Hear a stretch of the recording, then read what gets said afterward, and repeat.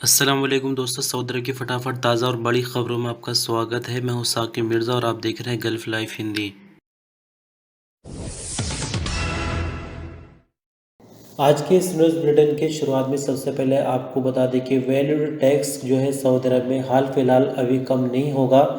यानी जिस तरह से सऊदी अरब में आपको मालूम है कि 5% से सीधे 15% टैक्स कर दिया गया है, तो गवर्नमेंट को काफ़ी ज़्यादा प्रॉफिट टैक्स के जरिए हो रहा है। तो अभी फिलहाल सऊदी अरब के फाइनेंस मिनिस्टर मोहम्मद अल जिदान का कहना है कि आसपास यानी कुछ सालों तक भी वैल्यू टैक्स कम नहीं किया जाएगा, लेकिन अगर आने वाले कई सालों में और हालात ठीक हो जाते यानी जो सऊदी अरब की इकोनॉमी है और ज़्यादा मजबूत हो जाती है तो टैक्स में कमी करने पर गौर किया जाएगा। दरअसल आपको बता दें कि G20 जैसे कि बीते साल सऊदी अरब में था, फिलहाल ये इटली में चल रहा है और इटली के शहर रोम में G20 की समिट के मौके पर सऊदी अरब के अखबार अल शिर्क से बात करते हुए फाइनेंस मिनिस्टर ने ये जानकारी दी है। वैसे इस तरह की खबरें पहले भी आती रहती कि वैल्यू टैक्स कम करने पर गौर किया जाएगा, लेकिन जिस तरह से गवर्नमेंट को काफ़ी ज़्यादा प्रॉफिट टैक्स लगाने से मिल रहा है तो ऐसे में काफ़ी मुश्किल हो जाता है टैक्स को कम करना या फिर ख़त्म करना। आपको ऐसे में क्या लगता है, कमेंट के रूप में हो सकेगा तो ज़रूर बताएं।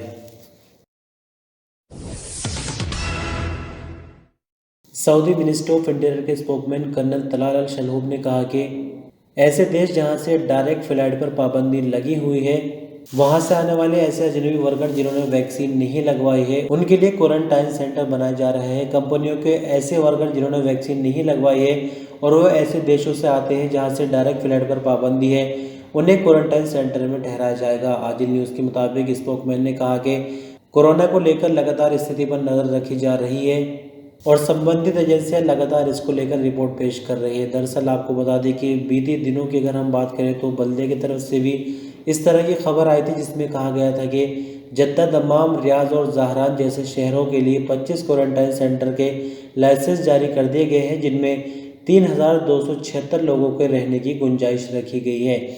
यानी आपको बता दें कि जिस तरह से आज 1 नवंबर है और 30 नवंबर तक लोगों की वीज़ा और इकामे बढ़ाए गए हैं, तो उम्मीद यह है कि सऊदी गवर्नमेंट कोई बड़ा कदम उठाने जा रही है जल्द ही। यानी जिन लोगों ने वैक्सीन नहीं लगवाई है और अपने देशों में अभी भी फंसे हुए हैं, यानी आपको बता दें कि वाया होकर आने के लिए जो पैकेज है वो काफ़ी बड़ा है, सब लोग उसको अफोर्ड नहीं कर पाए, लेकिन सऊदी गवर्नमेंट जो पैकेज लॉन्च करेगी, जहाँ तक उम्मीद है कि वो अफोर्डेबल होगा, यानी वो ऐसा होगा कि उसको सभी लोग अफोर्ड कर सके। लेकिन ये कब होगा, इसकी क्या डेडलाइन है, क्या इसकी तारीख है, इस बारे में हमें और इंतज़ार करने की ज़रूरत होगी।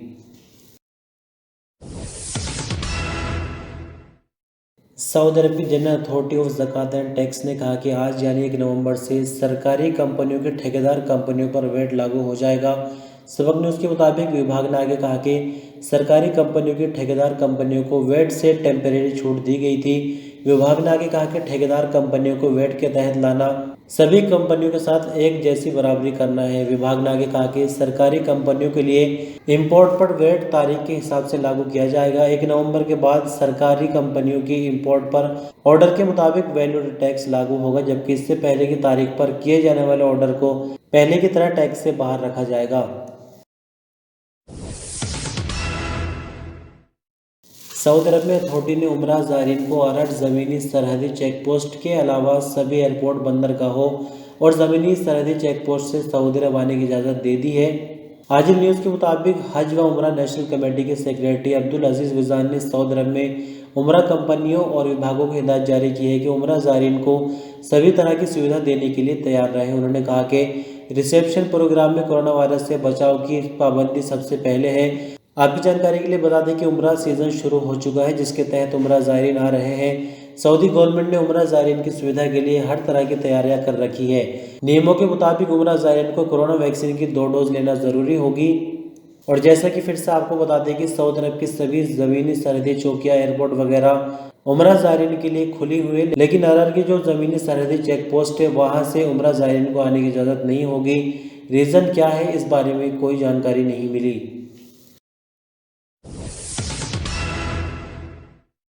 सऊदी अरब में आज ही शाम आई कोविड-19 की रिपोर्ट के मुताबिक नए मामले 49 रिकॉर्ड पर आए, जबकि नई रिकवरी 35 और मरने वालों की नई तादाद 2 रिकॉर्ड की गई है। टोटल एक्टिव केसेस में से क्रिटिकल मामलों की बात करें तो इनकी तादाद 61 है और वैक्सीन की डोज की अगर हम बात करें तो इस रिपोर्ट तक 4,59,66,926 कुल डोज अभी तक लगा जा चुकी है। तो 49 नए मामले रिकॉर्ड पर आने के बाद कुल मामले 5,48,666 हो जाते हैं।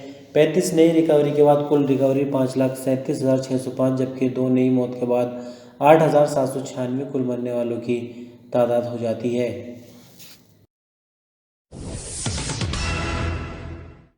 सऊदी अरब के तबूक रीजन में एक सऊदी ने सोने की तलाश में अपनी जान ही दांव पर लगा दी। अखबार 24 के मुताबिक तबूक रीजन में अफवाह थी कि एक खास जगह पर मौजूद गड्ढे के अंदर सोना दफन है।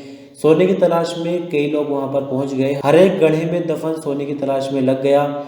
एक सऊदी सोने की तलाश में खुदाई करते हुए ज्यादा गहराई में पहुंच गया। इसी दौरान रेत का ढेर उसके ऊपर गिर गया और वो अपनी जान गंवा बैठा। सूत्रों का कहना है कि गड्ढे में रेत के ढेर में दबकर मरने वाले सऊदी की लाश को कई घंटों की कोशिश के बाद निकाला जा सका।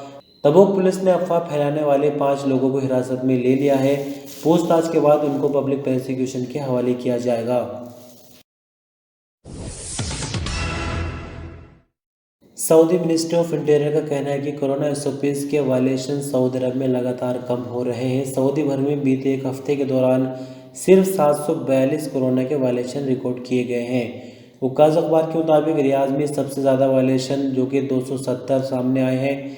नजरान, जाजान और अलजौफ रीजन में कोई वायलेशन रिकॉर्ड नहीं किया गया। मिनिस्ट्री ऑफ इंटीरियर ने बताया कि मक्का मुकर्रमा में 208, मदीना मुनव्वरा में 80, ईस्टर्न रीजन में 65, जबकि हाइल रीजन में 55 वायलेशन सामने आए हैं। मिनिस्ट्री ऑफ इंटीरियर ने अपने बयान में आगे कहा कि तबूक, बाहा, असीर, कसीम और नॉर्दर्न बॉर्डर रीजन में भी कोरोना एसओपीज के वायलेशन में रिकॉर्ड कमी दर्ज की गई है। सऊदी अरब की पासपोर्ट डिपार्टमेंट यानी जवाजात का कहना है कि अगर कोई सऊदी कफील अपने वर्कर को किसी और के यहाँ काम करने या कारोबार करने का मौका देगा तो उस पर 1 लाख रियाल तक का जुर्माना होगा। अगर कफील अजनबी होगा तो ऐसे में उसे सऊदी अरब से हमेशा के लिए बेदखल और ब्लैकलिस्ट भी किया जाएगा। सऊदी अरब की सरकारी न्यूज एजेंसी एसपी के मुताबिक बयान में कहा गया है कि कफील के वायलेशन पर 6 महीने की कैद की सज़ा भी दी जाएगी। इसके अलावा उसे आने वाले 5 सालों तक किसी भी तरह की कोई वीज़ा जारी नहीं की जाएगी। पासपोर्ट डिपार्टमेंट का आगे कहना है कि जितने भी वर्करों को कफील ने दूसरे के यहाँ काम करने के लिए छोड़ा होगा उसी के हिसाब से जुर्माने लगेंगे। बयान में पासपोर्ट डिपार्टमेंट का आगे कहना है कि इकामा और बॉर्डर कानून को वायलेट करने वाले की रिपोर्ट मक्का मुकर्रमा और रियाज रीजन में 911 और सऊदी अरब के बाकी इलाकों में 999 नंबरों पर दी जा सकती है। तो दोस्तों, इस तरह से आज के इस न्यूज़ बुलेटिन की आखिरी खबर थी। बहुत शुक्रिया वीडियो पर अंत तक बने रहने के लिए। अपना ख्याल रखिएगा। अल्लाह हाफिज़।